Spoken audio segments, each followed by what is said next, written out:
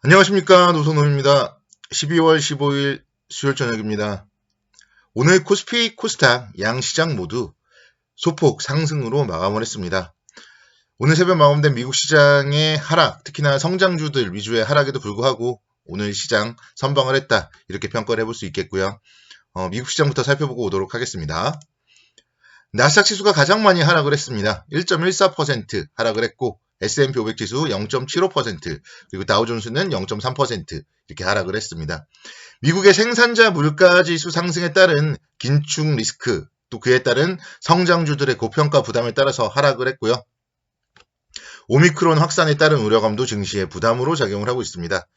다만 다행스러웠던 점은 장 막판에 나스닥 지수가 낙폭을 줄인 점인데요. 마이너스 2.05%에서 마이너스 1.14%까지 낙폭을 절반 정도 회복하는 모습, 그런 부분들이 아무래도 오늘 국내 주식시장에도 조금 안도감을 주지 않았나, 이렇게 말씀드릴 수가 있겠습니다.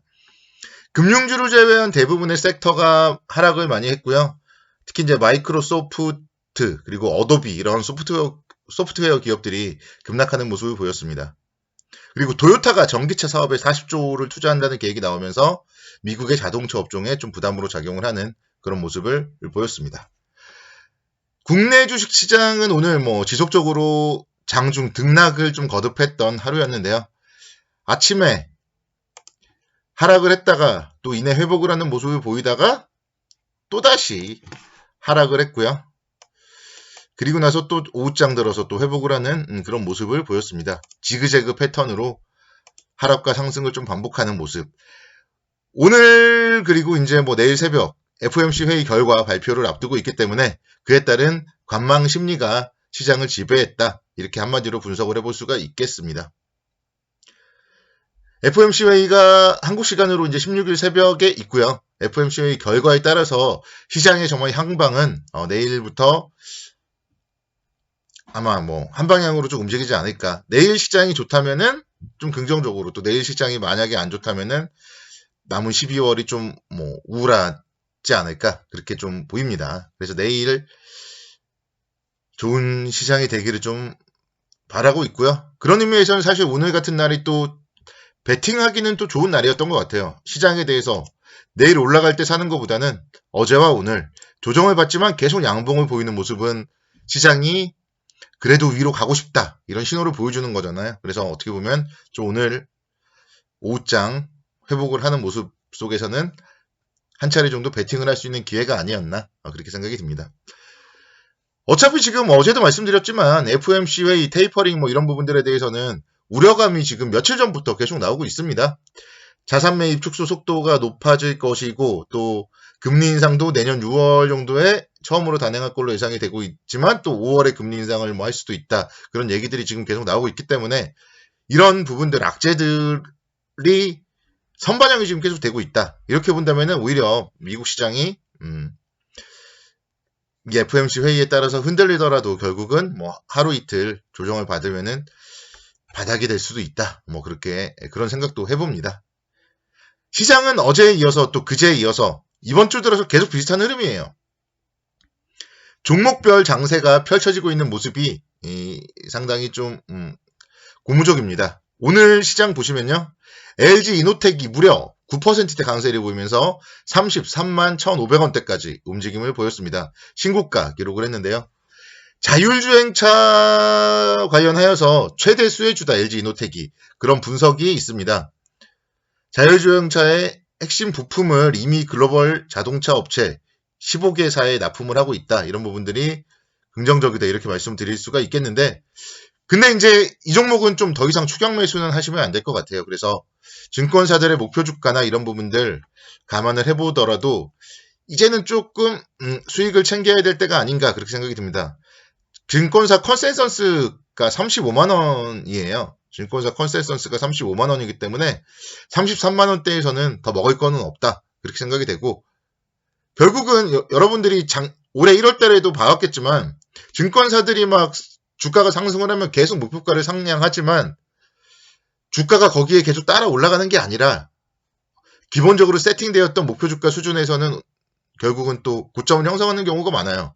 올해 1월달에 삼성전자라든가 SK 하이닉스 그런 종목들 현대차, 뭐 현대모비스 이런 종목들 움직임 다 비슷했거든요. 여러분들이 계속 증권사의 목표가 상향에 흥분을 했지만 주가는 결국 이전의 목표가 정도가 고점이었어요. 그래서 LG이노텍 뭐 당연히 올라가는 거에 대해서는 애널리스트들이 좋게 평가할 수밖에 없습니다. 그 부분은 너무 믿지 말고 LG이노텍 같은 경우는 지금부터 조금 이제는 좀 분할로 챙기는 전략 어떤가 그렇게 좀 말씀을 드리도록 하겠습니다. 그리고 오늘은 좀 이 자율주행차에 대해서 조금 더 말씀을 드리고 싶은데 자율주행차가 뭐 애플카만 있는 건 아니에요. 대한민국이잖아요. 현대차가 있습니다. 현대차가 내년도 출시 예정인 제네시스 4세대 모델에 레벨 3 상용화를 적용할 계획이고요. 또 이제 레벨 4에 대해서도 실증 연구가 지금 예정이 되어 있어요. 그래서 현대차가 2027년 정도에 자율주행 레벨 4를 상용화를 지금 목표로 하고 있다. 이런 부분들을 감안을 해봤을 때 현대차의 자율주행 관련주에 대해서도 좀 여러분들이 관심 있게 지켜보셔야 됩니다. 그 종목이 바로 현대오토에버라고 제가 강조를 드려요. 그러면서 지금 월요일, 화요일, 수요일 연속적으로 강세를 보여주고 있습니다. 현대오토에버. 물론 뭐 정말 13만원대 이상에서 추격 매수하라고는 쉽게 말씀은 못 드리겠어요. 근데 제가 뭐 11만원대 이때도 계속 좀 말씀을 드렸었기 때문에 그때 사셨던 분들이라면은 굳이 매도하지는 말고 조금씩 뭐 들고 가보자 이렇게 말씀을 드리겠고 13만 4천원, 13만 5천원대 이 정도 저항권에서 저항을 받고 조금 밀린다면은 이제 12만원대 요 정도는 좀 매수의 구간이 아닌가 생각이 돼요. 12만원과 12만 5천원 사이에서는 이런 종목들 매수해서 정고점까지 좀 들고 가보는 전략. 만약에 시장이 성장주들 위주로 다시 한번 버블을 만든다면 그때는 자율주행이에요. 항상 우리가 정말 과거부터 생각을 해봤을 때 흑백TV에서 컬러TV로 바뀌고요. 또 자동차가 갑자기 생겨났고요. 휴대폰도 갑자기 2G폰에서 막 3G폰 이렇게 바뀌었어요. 그런 뭔가 패러다임이 변할 때는 관련 기업들에 관심 있게 지켜보셔야 되거든요. 이제는 자동차, 자율주행차의 시대가 곧 도래할 거고 전기차의 시대가 도래할 거예요. 그 부분에 대해서는 여러분들이 이제 생각을 해보시고 그와 관련된 기업들에 대해서 계속적으로 좀 주목을 해보셔야 됩니다. 삼성전기도 마찬가지예요. 삼성전기도 뭐 MLCC라던가 그런 부분들, 차량용 반도체 이런 부분들에 대해서 핵심 기술들을 보유하고 있기 때문에 뭐 삼성이라고 사실 뭐 삼성카 이런 거를 분명히 할 거예요. 어떤 형식으로든지.